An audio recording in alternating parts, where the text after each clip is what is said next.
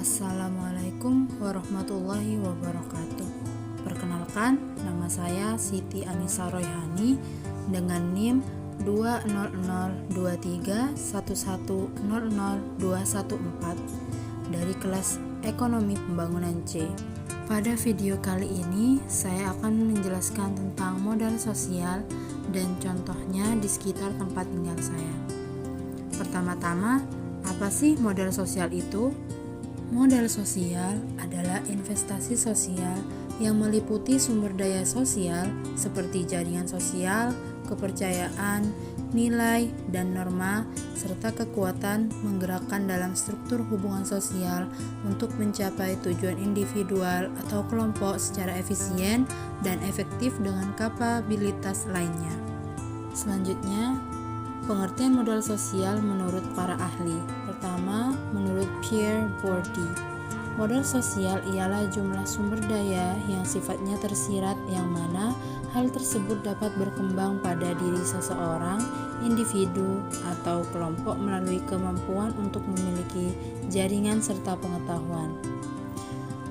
Sedangkan menurut James Coleman, modal sosial adalah sesuatu yang bukan entitas tunggal, melainkan entitas yang bersifat majemuk yang mengandung dua faktor, yaitu modal sosial dapat mencakup beberapa aspek dalam arti struktur sosial dan modal sosial dapat memfasilitasi beberapa tindakan dari pelaku dalam struktur sosial tersebut.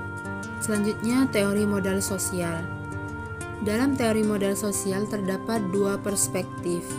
Yang pertama, modal sosial dari perspektif pelaku, actors perspektif, yang diformulasikan oleh Bourdieu yang melihat modal sosial berisi sumber daya di mana pelaku individu dapat menggunakannya karena kepemilikannya terhadap jaringan secara eksklusif network. Yang kedua, modal sosial dari perspektif masyarakat, society's perspective, yang dikonseptualisasikan oleh Putnam, yang melihat modal sosial sebagai barang publik yang diatur oleh organisasi dan jaringan horizontal yang eksis dalam masyarakat. Selanjutnya, komponen modal sosial. Yang pertama, kepercayaan, trust. Kepercayaan ini berfungsi untuk mereduksi atau meminimalisasi bahaya yang berasal dari aktivitas tertentu. Hal ini biasanya terkait bukan dengan resiko, namun berbagai kemungkinan.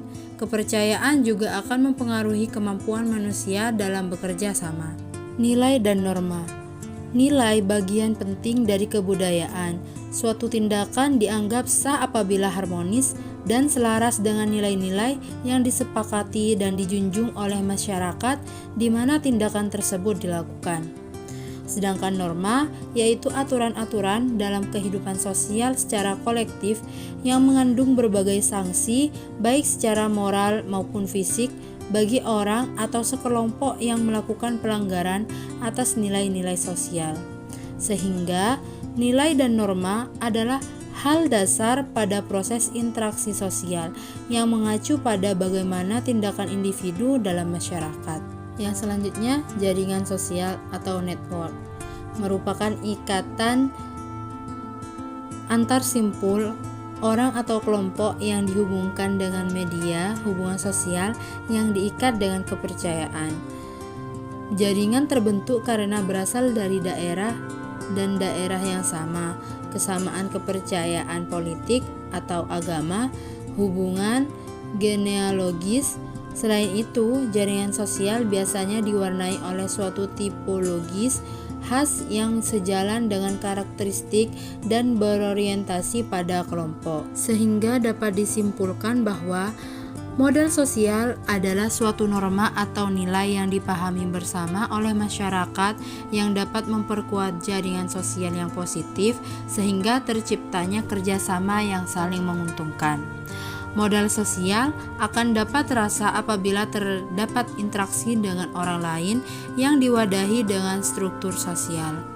Struktur sosial itu sendiri merupakan bagian tertentu dari aturan-aturan, rule, dan prosedur dalam pemanfaatan sumber daya. Contoh modal sosial di daerah sekitar tempat tinggal saya.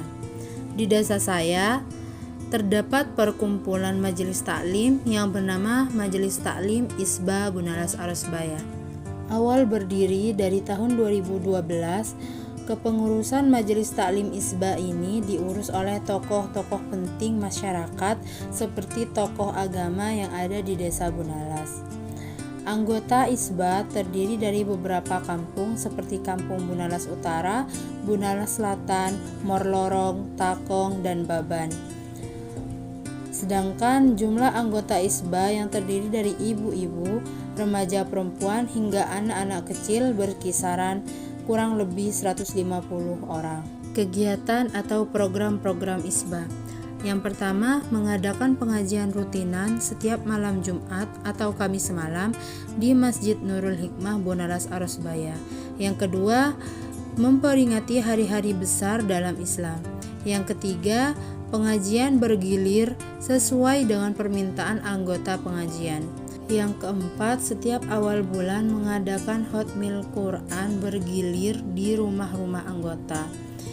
Yang kelima, antara 3 sampai 5 tahun sekali mengadakan rekreasi religi untuk para anggota Majelis Taklim Isba. Yang keenam, terdapat iuran dalam setiap pertemuan pengajian untuk para anggota Isba per orang 3.000 untuk biaya konsumsi dan lebihannya untuk ditabungkan ke kas pengajian. Sehingga dengan adanya Majelis Taklim Isba ini dapat menguatkan solidaritas, religiusitas, serta dapat mempererat tali silaturahmi antar masyarakat di Desa Bunalas Arosbaya dan di sekitarnya. Selain itu, dengan adanya Majelis Taklim Isba ini dapat membantu perekonomian masyarakat, karena saat mengadakan acara pengajian, konsumsi atau jajanan yang disebut berkat itu membeli dari usaha atau jualan anggota Isba sendiri, sehingga dapat membantu perekonomian para anggota Isba dengan membeli jualannya. Dan juga dengan adanya Isba ini dapat mewadahi masyarakat yang kurang mampu dalam finansial untuk mengadakan acara seperti selamatan dan haulan, karena pelaksanaannya yang diadakan di masjid. Sekian penyampaian dari saya. Terima kasih. Wassalamualaikum warahmatullahi wabarakatuh.